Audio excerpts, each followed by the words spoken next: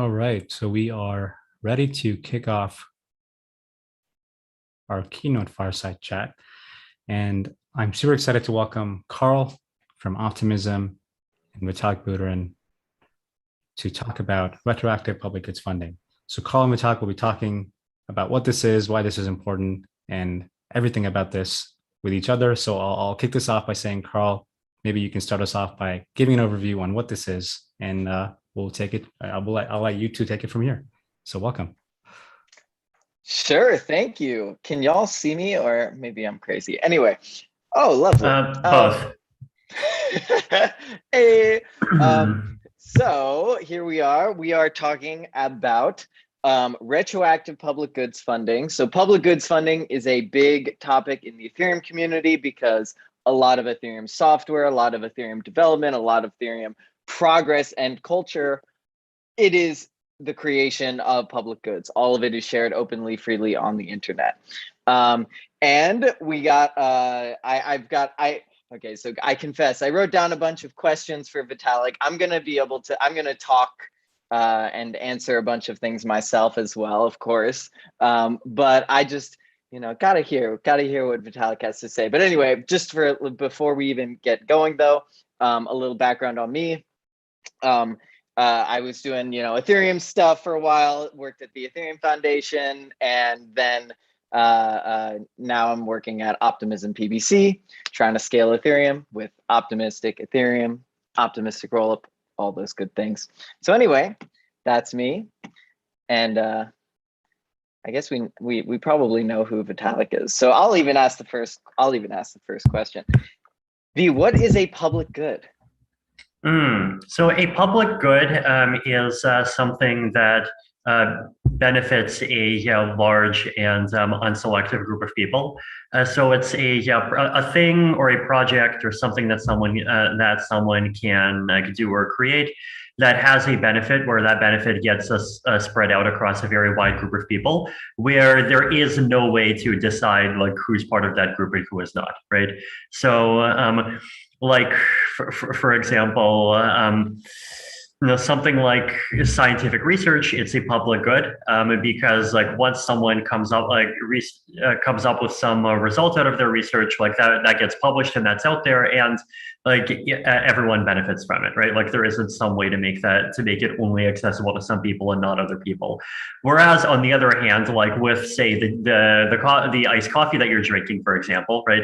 That is actually a private good created by Starbucks, because even though there's a benefit that's diffused across a large group of people, Starbucks has the ability to decide on a very fine grained basis, you're one of the iced coffee recipients, but you over there who did not pay for it is not, right? But so with private goods, even private goods produced on a large scale, you can do that, whereas with public goods, you can't. And the reason why public goods are such an important and challenging category is because, unlike with private goods, where you can, Starbucks can earn the resources that they need to generate their iced coffee, because they can just sell the kind of tickets to become part of the iced coffee having club. With a public good, you do not control whether or not any particular person is part of the group of people who gets the benefit. So you don't have that as your business model, right? And coming up with ways for people who create public goods to actually get any of the value that they capture is this very hard problem. Wow, beautiful. So one question there is okay, Starbucks obviously has a business model, but I'm kind of curious, are public goods incentive compatible? For instance, does the invisible hand work for public goods too? I think incentive compatibility is not something that an object has in the abstract. You always have to look at the object in the context of a mechanism. So for example, if we did not have private property rights, and anyone could just quickly run up, kind of knock down your door, go up to run up to your desk, grab your iced coffee and run away with it, then iced coffee would no longer be a private good. It would be common good is probably more accurate than public, because the iced coffee would still be rivalrous. basically, like the only reason why iced coffee gets to be a private good is the fact that like we have property rights, and we have this whole kind of economic and legal system that's basically designed around kind of putting them in that bucket so that lovely chaps like Starbucks can have a business model. So like the question basically is what kind of like institution, kind of using that term extremely broadly, do we need to build in order to make more of our public goods incentive compatible? Wow, cool. Well, we're gonna get into that soon. But what would like the world look like if we didn't have public goods? Chances are you'd probably be dead of some stupid disease by now. Because of I guess the scientific progress, because that's stuff. Yeah, exactly. Yeah. Wow. Like. Wow. Okay. Well, real quick. I mean, what are the like? How has Ethereum funded public goods so far? Like, how did we get as far as we've gone? So most funding of public goods within the Ethereum ecosystem and also within lots of ecosystems just happens because there is some single centralized body whose goals are which has enough funding to just like personally fund a whole bunch of public goods, and whose goals are aligned enough with some particular ecosystem or community or thing succeeding that it's actually in their interest to do all of that funding. So in the Ethereum case, it's the Ethereum Foundation, together with a bunch of other entities, right? Like, for example, there's Consensus, there is increasingly the Uniswap DAO, MakerDAO has funded some good things, and then Moloch DAO has funded some good things, though. Like even there, right, we've already started talking about DAOs, and so we've already started kind of talking about things that are not quite centralized. But like the traditional model, right, is that you do basically have a small group of people that like basically just makes all of the decisions, and you hope that small group of people is competent. What's wrong with these approaches? Like what could be better? I think the problem with the small group of people is that any small group of people is going to be missing important things. And we even, I think, saw some examples of this back when Gitcoin grants were starting up for the first time, right? Gitcoin grants started supporting things like various Ethereum cultural projects. It started supporting just various resources online providing information about Ethereum. It started supporting podcasts, right? It just started supporting this big kind of like ecosystem of things that the Ethereum Foundation did not even like really deeply look into or consider something that's kind of that it should be supporting. Also, the other thing is that if you do have a centralized body that's choosing all of the public goods, and especially once you start talking about public goods that have to do with things like culture and intellectual output and media, then that puts a huge amount of power in the hands of that one very small group of people, right? And it would be nice to be able to distribute that power more widely. Nice. Okay, the moment is finally here. So what is retroactive public goods funding? Now we know what public goods funding is. Okay, so retroactive public goods funding is this idea that instead of having your public goods funding mechanism, DAO, whatever it is, fund public goods ahead of time. So where the DAO would say, hey, this project looks good and it looks promising, so I'm going to throw $100,000 at it and hope it's going to do something good.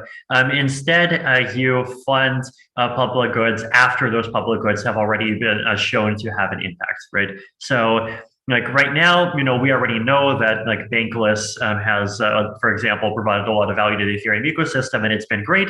And so a retroactive DAO might just say, hey, I'm going to retroactively like plunk $250,000 over into the Bankless peeps. Or speaking of plunk, you might want to give $250,000 to some zero-knowledge cryptography peeps.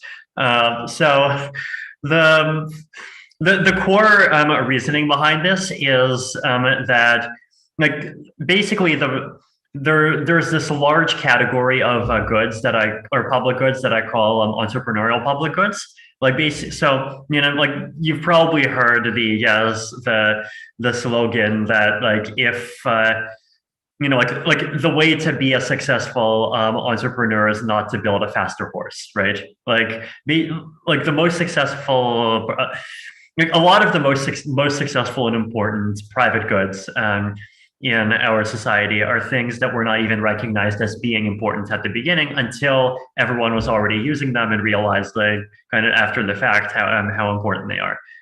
So with public goods, it's very similar, right? And so if you just like make a democratic decision of, hey guys, we're going to vote on like, what things we'll fund in the future, then you're going to get some very conformist and middle of the road opinions. And you're going to get a lot of projects that kind of, roughly line up with people's existing social desirability biases. But you're not going to get like, your radical, cool experiments that are like a bit out there, and 80% of them, or even 90% turn out to be complete failures, and everyone's like, well, duh, that's a complete failure. But then the other 10%, end up really succeeding in making enough of an impact to like make the entire thing worth it.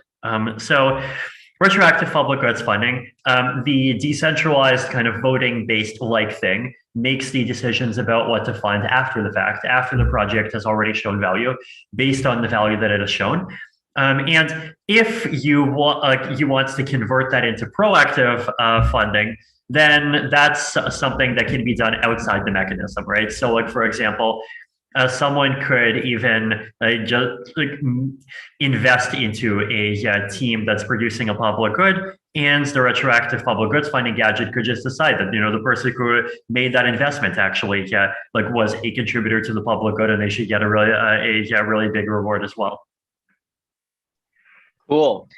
And you're kind of alluding to it, but you've talked about this concept of like, quote, project tokens. What is that? Right. Okay. So project tokens are this idea that some team that's working on a public good and is eventually potentially getting retroactive public goods funding could create a token, and they could issue that token based on like who they think contributed to the public good, right? So they could pre-mine a large share of the token and distribute it out to different team members. They could put a large share of the token on Uniswap and then let people buy it on Uniswap. And well, when they do that, then like they end up collecting ETH or whatever the asset is that the token is priced against, and then they can actually sell that ETH, and then they have, or just use that ETH, and they have something with which to pay like short-term expenses for people who are not willing to accept payments in project tokens themselves. The purpose of these project tokens is that later on, after the fact, when the project turns out to have actually provided value, the retroactive public goods funding oracle can just decide, I think this project has been useful, therefore I'm going to just buy up these project tokens. And when it buys up the project tokens, that rewards everyone who holds any quantity of these project tokens. Nice. So also, at what scale do you see retroactive public goods funding kind of eventually, getting to? Is this something like, I mean, Ethereum, what kind of scale do you see Ethereum getting to? And then like, how big could this retroactive public goods funding mechanism go? I think the answer is like basically the same as it is with Gitcoin, which is the only limit is our ability to actually come up with the cash to pay for these public goods funding pools. And like with Gitcoin, I think the next big leap of growth, the way that we get from 50,000 to 50 million, is going to come from us moving beyond relying on individuals to donate these funds, and instead move toward like mechanisms or projects directly donating these funds, right? So like the facts that like Gitcoin controls a significant portion of the Akita coin supply, right? Like Akita, it's a dog coin, like it's okay, it's an institution, and it's like a thing that's gonna fund some awesome public goods.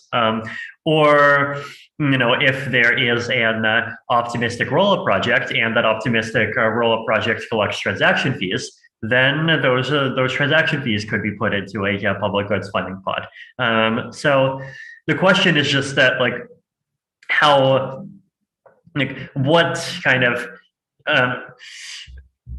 like fee, like, or what money earning capacity of institution can we convince to start throwing their fees into a pot? And I think right now it's fairly small, but I think over time it's could potentially get quite big. And like the reason why it could potentially get quite big, right, is because I think a lot of these, like, especially very network effect dependent things in the crypto space, they really strongly depend on legitimacy, right? They really strongly just depend on this kind of social consensus that, like, we should be supporting this particular project because, like, this project, like, satisfies the community's values in a certain, in some certain way, or does some other thing to make the community feel like they should be focusing on that particular project.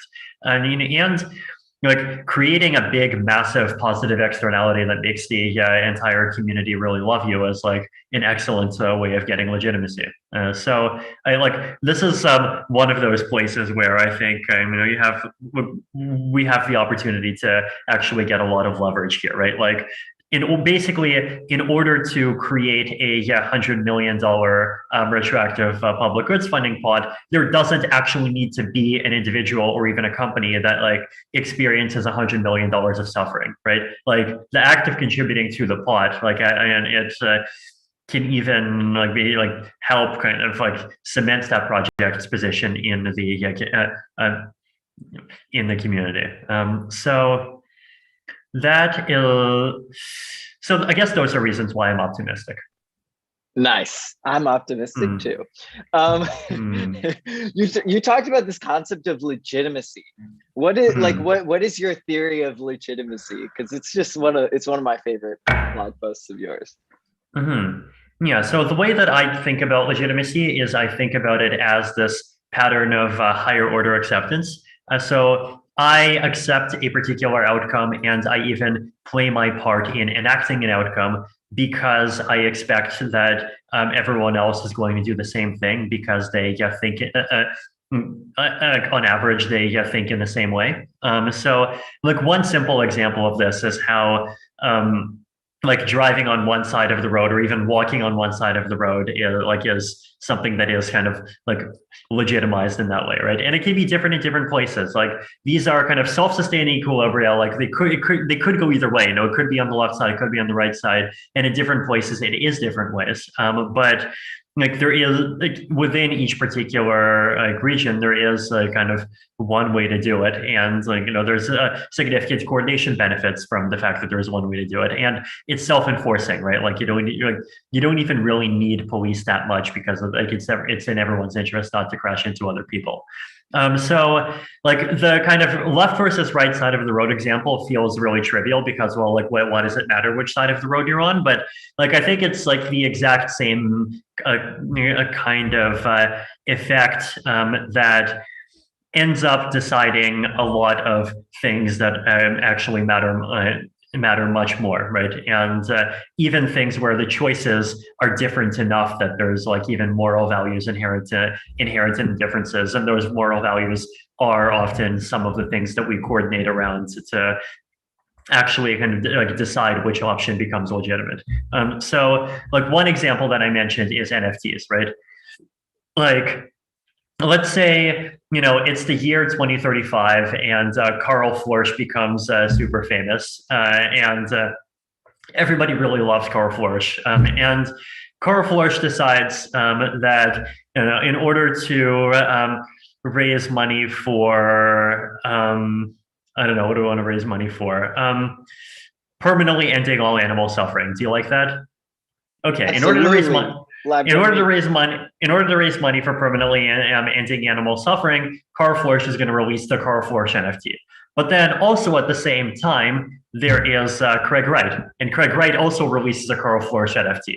And Craig Wright's Karl Floersch NFT is there in the money there is there to benefit another really important cause, which is Craig Wright.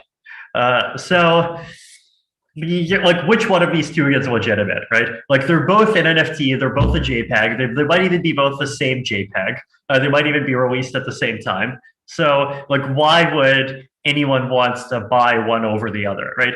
And the answer basically is that, like, first of all, if you buy Karl Floersch's Karl Floersch NFT, then like, because there is this equilibrium where everyone recognizes that, hey, you know, Karl's NFT of himself is legitimate and Craig's NFT of Karl is not legitimate, that like, if you buy it, you have a better chance of being able to resell it, right? That's one. And then number two is that like, NFTs are entirely built on bragging rights, right? Like, you know, like, you want to actually like feel like you have this thing and you can show off this thing.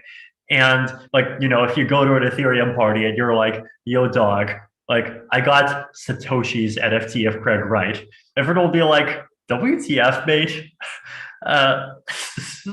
So so basically, like, these really important things, right, end up kind of like so completely hinging on kind of social acceptance, right? And like, these patterns of like one thing being more legitimate than others, they exist everywhere, right? Like, there's you know, even like two actively maintained descendants of the Ethereum Genesis block, and one has kind of much more legitimacy of being, you know, the real Ethereum than the other. Though, of course, some people in some communities disagree, which is fascinating and important because it also shows how legitimacy can be kind of socially context dependent. So cool. So cool. Okay, we got a good question from the audience. So do you necessarily mean public goods as in charity activities, or just mean broadly as a benefit to a large group of people? So charity activities, I would define as like creating benefits to other people for altruistic reasons. Like, you're not being incentivized to do it. You're just like doing it out of the kindness of your heart, or just like, you know, you get some feeling of passion from like being able to do something meaningful in the world. And that is like, and actually that doesn't even necessarily, like, that doesn't only motivate public goods, right? So like, for example, holding the door for someone, like, that's a totally private good. Like, it's a service that benefits exactly one person. But at the same time, like, that's an act of kindness. Like, you could even say an act of charity that people do every day. So that, but at the same time, there are also public goods that get produced incidentally. So like, for example, you know, there's like Facebook, they do a whole bunch of centralized stuff, but sometimes they decide that like, it's important enough to create tooling for centralized stuff that they create all their own tooling, and then they open source their tooling. And so, you know, I think like React.js got created that way, right? So like, basically, like, they do create public goods as a kind of byproduct of their like generally private good oriented activity. So that's something that happens too. And then another thing that happens too is people just create public goods because they're paid to do them, right? Like, if you are like a worker working on building a road because the government pays you to do it, right? Like, you're not necessarily being charitable, you know, it's a job, you're being paid. You know, you could be passionate about roads and have a kind of ethic of like the public service that you're doing, or you might not be, and you might be just like there to get the money, but you're also creating a public good. So I guess you do need to make the distinction between like the what the motivations are of the people that are doing the thing versus kind of the privateness versus publicness of the thing that is being created. Yeah, and by the way, one thing that Vitalik talked about a little bit earlier was that we are trying to like kind of give a business model to the public good. So what that is actually doing is it is reducing the amount of charity driven public goods and increasing, well, maybe not reducing it, but at least it's increasing the amount of non-charity driven public goods. And so this is clearly benefiting all of us, but it is it's not about charity. It's really it's really about paying people for the value that they're creating and creating that really virtuous cycle. I think sometimes it's a mix, right? So like, for example, there's a lot of people who are perfectly happy to take extreme pay cuts to work on things that are in the public interest, but they're not quite willing to take 100% pay cuts, right? Like they need just enough funding that they can feel like it's a comfortable job, right? And so like there are totally people who like, if there is no public goods funding at all, they'll just say, well, they might work on an open source thing for a couple of months and they'll say, well, screw this. The guys that are shilling scam coins are earning $25 million off of an ICO, so I'm going to go shill a scam coin. But if you just crank up the public goods funding a little bit, then you can crank it up to the level where like these kind of not infinitely altruistic but still altruistic people actually end up being empowered to actually have the opportunity to work on the public goods that they've always been more passionate about doing. So that's something that also exists. I think, definitely like in an ideal world, like like in a maximally fair world, something that produces like 1,000 units of value spread across 1 million people should be remunerated exactly the same as something that creates 1,000 units of value concentrated in one person. But like in order to create that world, like we just have to have like this extremely huge level of public goods funding that would just require like really unprecedented human coordination. But while we have more limited resources, like we are kind of creating second best to some extent, but like we're still like often the first dollar is the dollar that counts the most, right? And like we are like potentially doing a huge amount of good by starting by alleviating the worst parts of the problem. Thankfully, we have a system for creating and aligning incentives. Anyway, what our next thing. So this retroactive public goods funding stuff, right? It still requires governance. So governance is a big topic. So what would you say is like, what's the high level state of the art with respect to blockchain governance? I would say the state of the art is still not very artful. So I think there's two main kinds of blockchain governance, right? There's on-chain governance and off-chain governance. So off-chain governance is what Bitcoin and Ethereum use to agree on protocol changes. Basically, you have some kind of rough consensus between core developers, community stakeholders, and some other groups.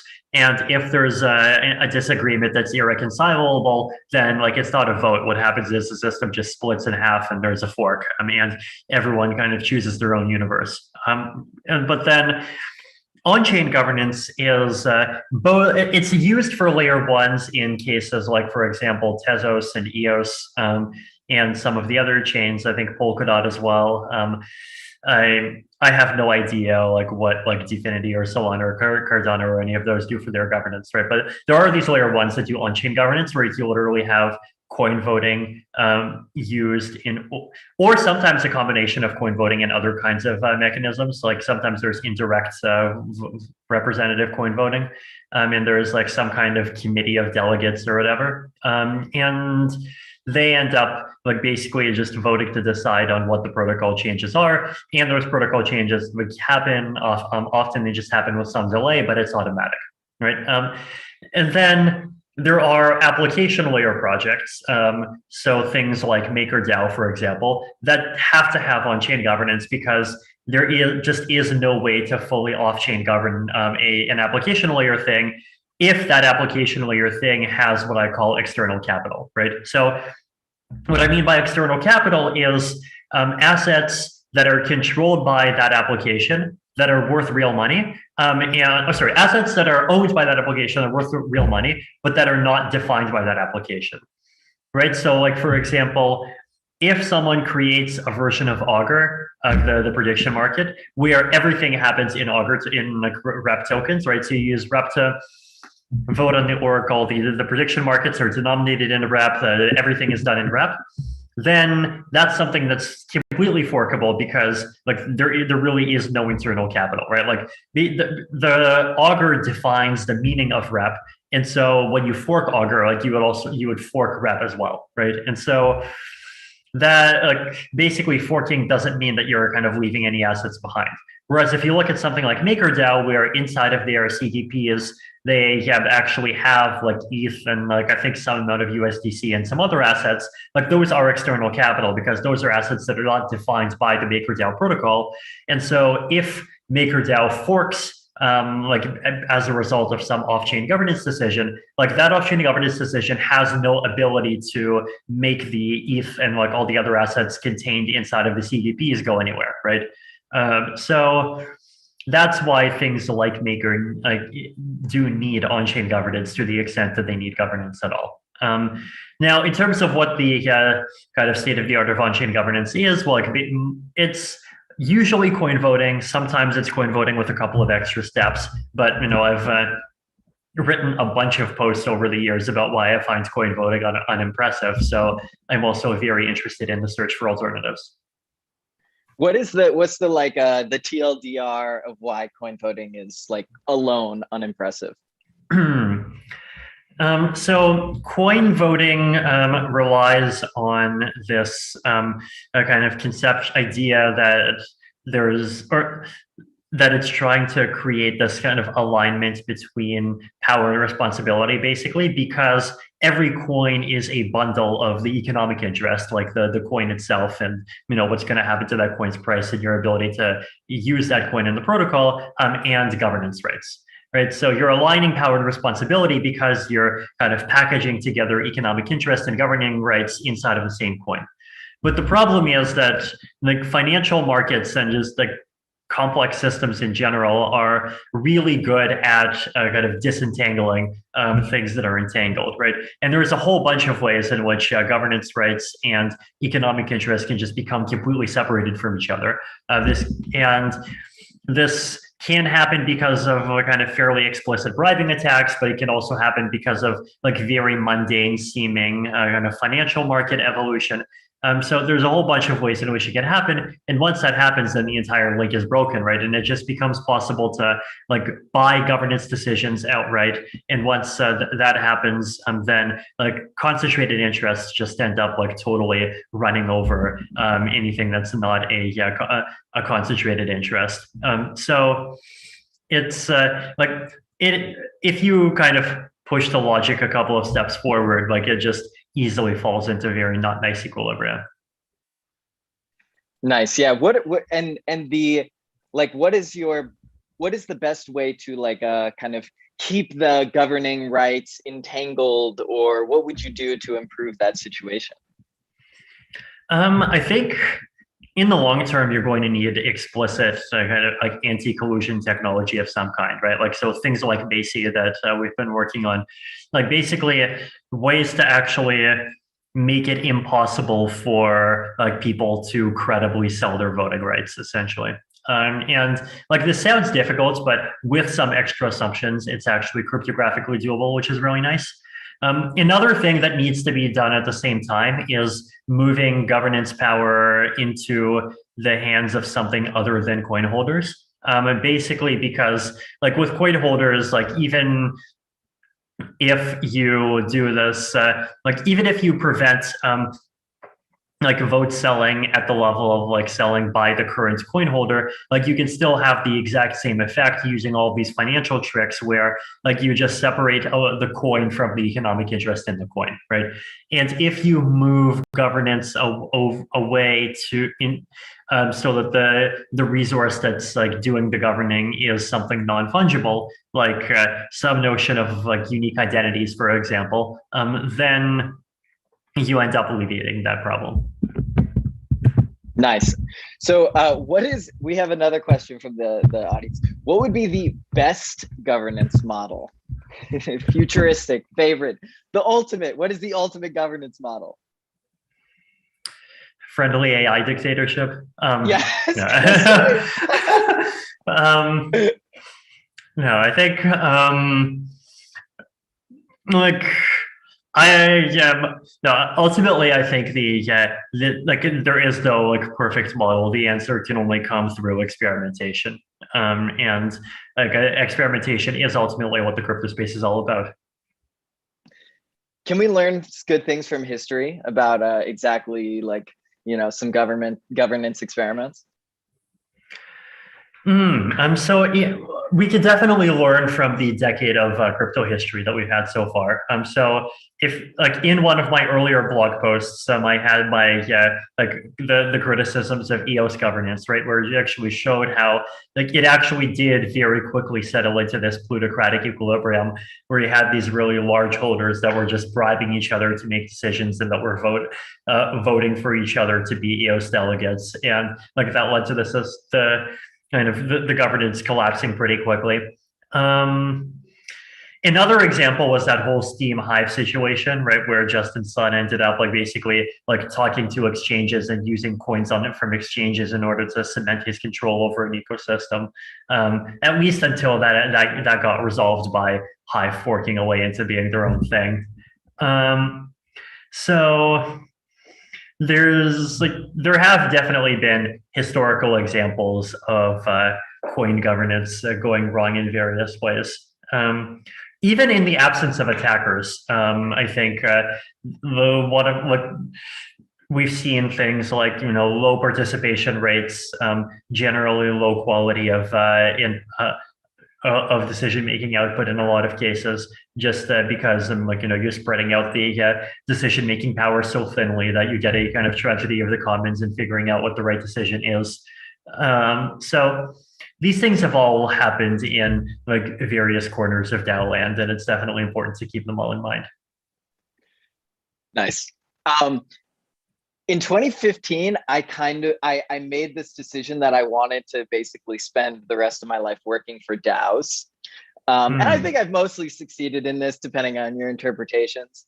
But I'm just kind of curious, like, what do you expect the role of DAOs to play in our everyday lives? Maybe not everyone's everyday life, but like, it seems more and more people are being directly impacted by DAOs. So anyone who's ever used a DAI has used a stable coin that's managed by a DAO. I mean, anyone who's ever used RAI, like you could probably call the governance gadget for that, or at least the Oracle gadget for that, a DAO as well. There's definitely an increasing number of people working for DAOs directly or indirectly. So Gitcoin is slowly DAOifying, for example, and so like everyone who works for or gets paid out of quadratic funding pools, a lot of them are going to end up like ultimately being paid by DAOs of some kind. Once you start like thinking of protocols as being DAOs, then lots of people are going to end up being like just paid by things by revenue that ultimately comes from application fees of some kind.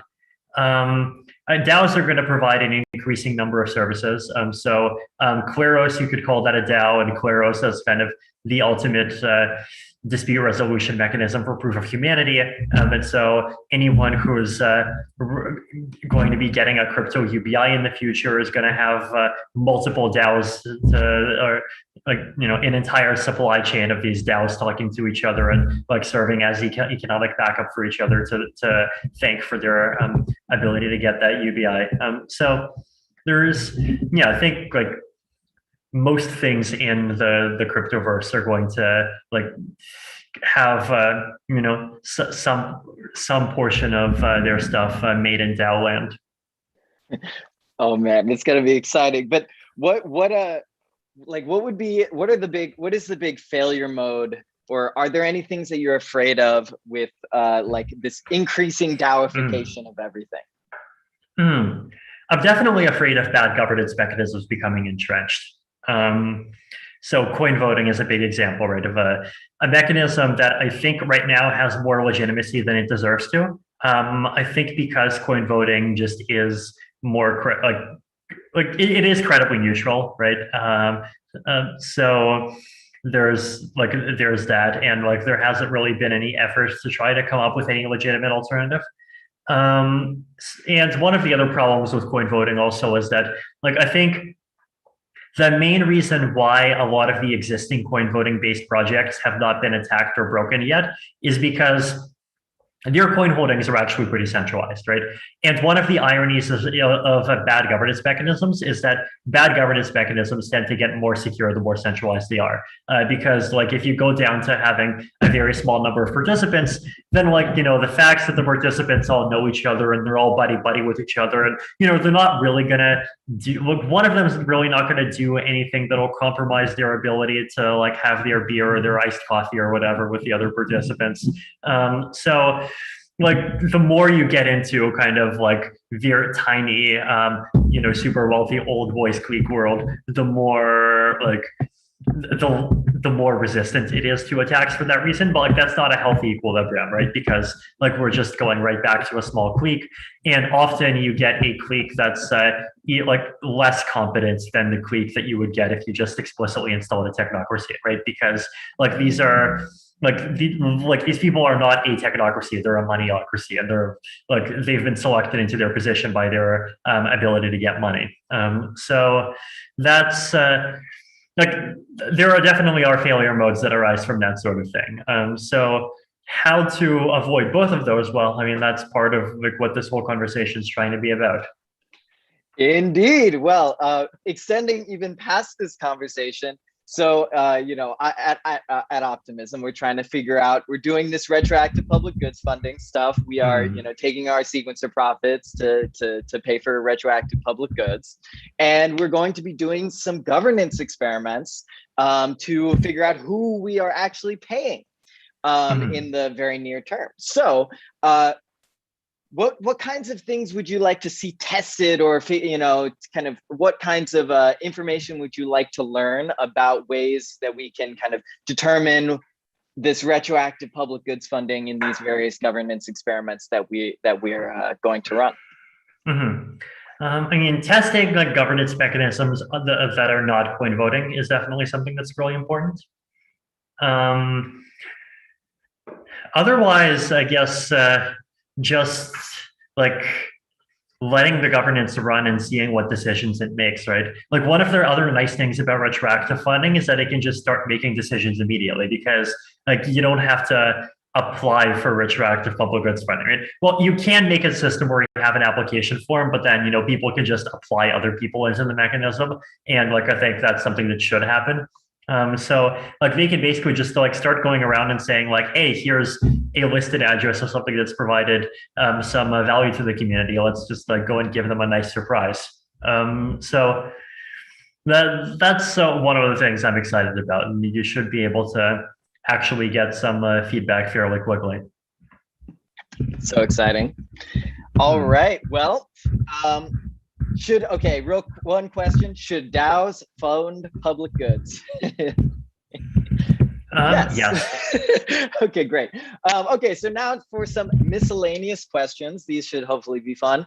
First, what is the importance of quote fun in mechanism design? You've said this to me a couple times, that it's actually an underrated part of mechanism design. Fun.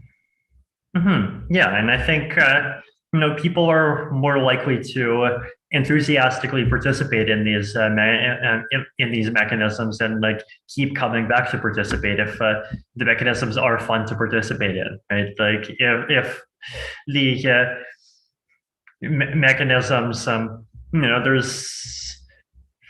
there's fun in the participation, there's fun in just like seeing what the results of everyone's participation put together turn out to be, in kind of watching the discussion that comes to the results that are being made. Like the more that these things can be made into something that people actually want to follow and engage in, the more that they can actually not just to do public goods funding, but also like even just be a community building tool. Cool. Yeah, that is I definitely underrated thing. Okay, so now as a kind of end user, I feel like we're actually always working towards like building a better internet. But I'm curious, like in your mind as an end user, like what is the way that our interactions with the internet will change if crypto is successful? Mm. So yeah, it's a good question.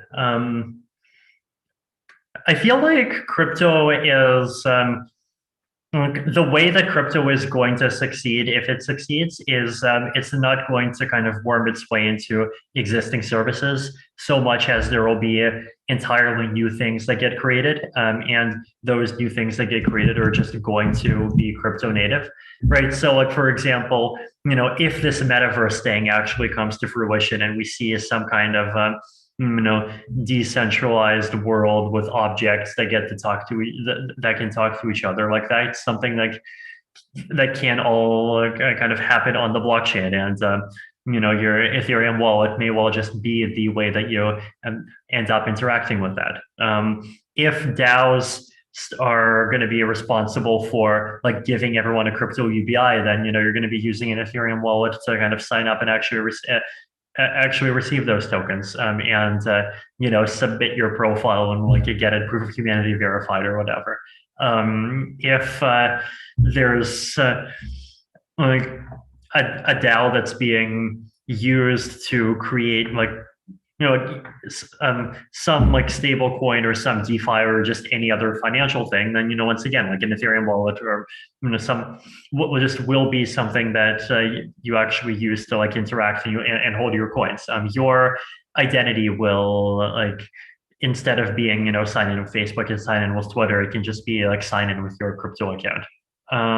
So like I think there'll be a lot of these different kind of different little things. The differences between the crypto native things and the kind of centralized things that came before is that crypto native things will tend to emphasize interoperability much more. And they'll like the centralized world, I think, really selects for building empires. And the problem with building empires is that everyone wants to be the empire, and so they end up really competing with each other. But the crypto world, I think, is going, like, the winners will be the projects that focus on building tools, like do one thing well, and build something that interacts with everything else. Right, so like the Unix philosophy, except the Unix philosophy is stretching out across an entire community and controlling money and controlling pictures of monkeys and rocks. So. I mean, okay, fine. I guess like the Unix shell can technically control pictures of monkeys and rocks too, but they're not worth $3.4 million. So yeah, I mean, whatever this the fun stuff is that the brave new crypto-enabled meta world creates, I think blockchains are going to be a huge part of it. So fun. So one of my favorite ideas recently has been that crypto is kind of creating a social network. Like what we're doing is, crypto, not just crypto, and also retroactive public goods funding. It's kind of like, forming this basis for social interaction. So maybe one bit of social interaction is like, can crypto help like fight misinformation, or like, make sure that good, valuable things get surfaced to us as we scroll through Twitter? I mean, just use retroactive public goods funding for that, right? Like you just, you just like give retroactive likes to like say, tweets that actually still look good a year in the future. And hopefully, like if you kind of design social media in a way that has the incentives right, then you should be able to hopefully push people so that they start optimizing their behavior around that instead of optimizing around like immediate engagement and your ability to get like 500 outrage clicks before it turns out that the thing that you retweeted is actually completely false. Great. Retroactive public goods funding solves everything. This is fresh off the press. Okay. Here's some fun ones. Okay, so is technology fundamentally empowering humans, or are we like losing control? I definitely think that we're still far from losing control right now. I mean, like, well, what's the scenario where we lose control? The scenario where we lose control, like the most obvious one, of course, is the unfriendly AI apocalypse, right? Where we just create an AI and, we tell it to cure cancer, but the AI realizes that the best way to cure cancer is to just turn us all into paper clips. that's a sort of like that's one way in which we might lose control. Another way in which we might lose control is if offensive technology becomes it progresses much more quickly than defensive technology, and you get these kind of one of these multipolar traps where like just the number of groups that's capable of completely breaking civilization keeps on going up and up until eventually one of them does it. I think like the only fix to that sort of thing ultimately is to just like create more defensive technology, right? And like I think crypto is defensive technology. Like crypto is a way of building infrastructure, so that even a high school noob can build an application that has like extremely high grade resistance against DOS attacks. That's just something that you fundamentally cannot do in the centralized world. So. Yeah. I agree. Keep going. I don't know.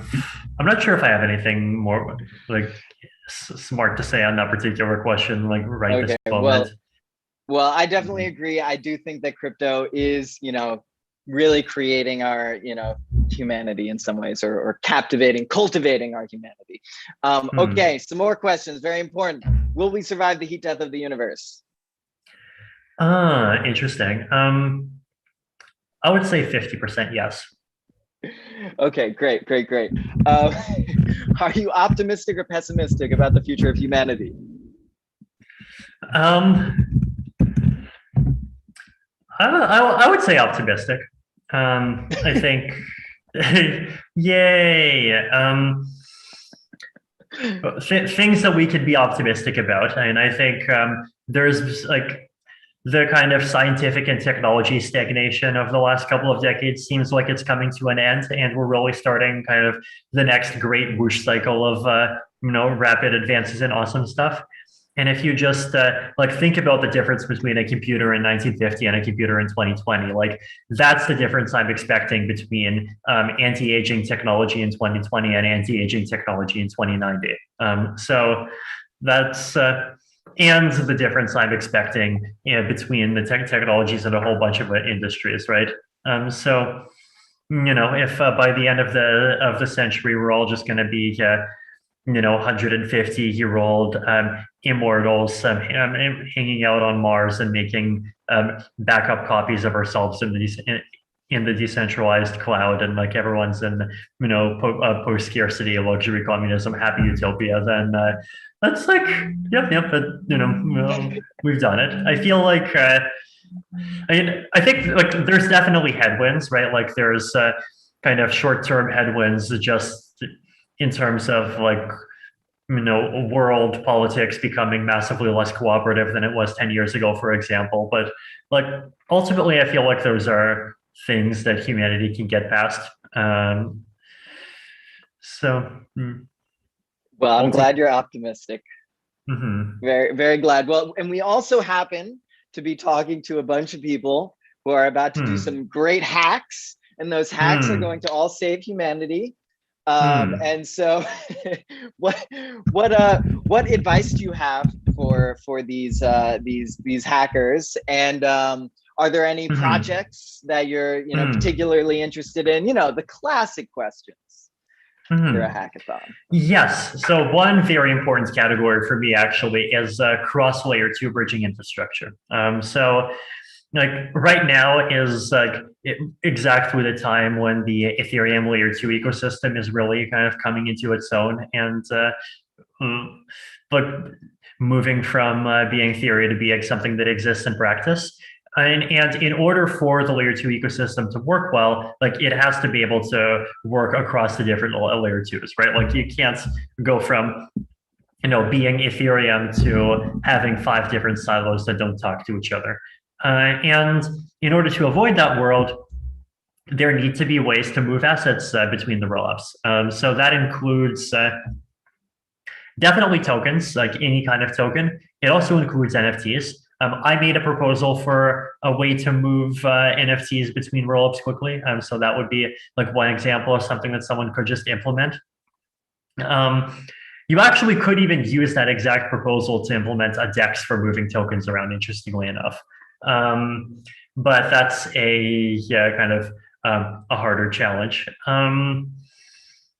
But just like, making kind of cross roll-up bridging infrastructure that is decentralized and that does not require the user to either wait a week or touch the base chain is the holy grail here. So whatever you come up with and whatever you biddle is great. What was yes, +1, by the way. Just, I mean, I'm I'm clearly a bit of a roll-up stan.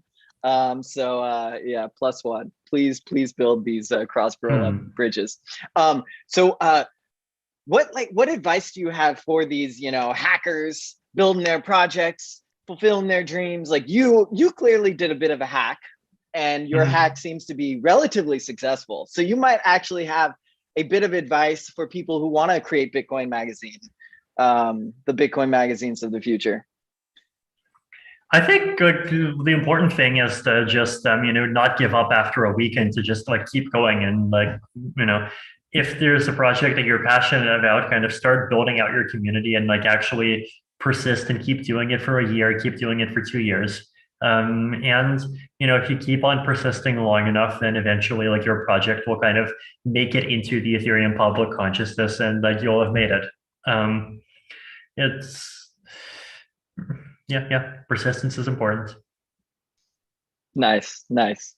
And you seem to persist and be ever optimistic and full of ideas. How do you do it? I don't know. How do you do it? If you're going to answer, if you were going to answer iced coffee, then that's not really transferable, because my tea lately has all been decaf. But yeah, no, I know. Even without caffeine, you can still be optimistic. Like, you just, look at the world and, don't look at the